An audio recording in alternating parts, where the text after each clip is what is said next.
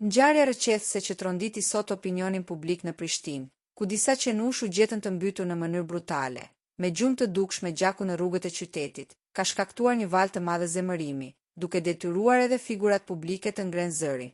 Ndikuesi e njohur, Festa Qoqaj, ka qenë ndër të parat që ka reaguar ashpër, duke shprehur indinjatën dhe tronditjen e saj të thellë për këtë akt barbarie.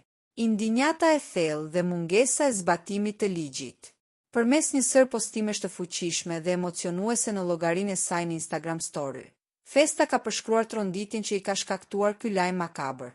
Ajo nuk është ndalur vetëm te shprehja e trishtimit, por ka artikuluar një kritikë të ashpër ndaj sistemit ligjor në Kosovë, duke vënë theksin te impuniteti i autorëve të krimeve të tilla. A ka me pas shtet edhe ligj që i dënon këto raste ndajherë?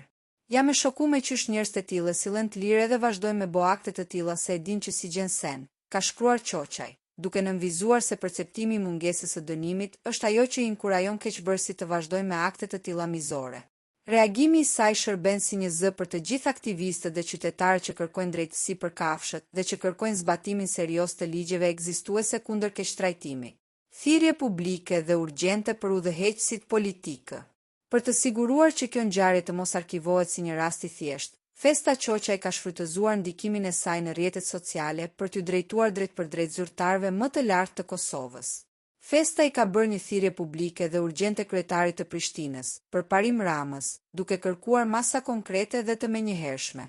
Kërkesa e saj kryesore është që komuna të angazhohet seriozisht në gjetjen e autorëve dhe në parandalimin e ngjarjeve të ngjashme brenda juridiksionit të saj.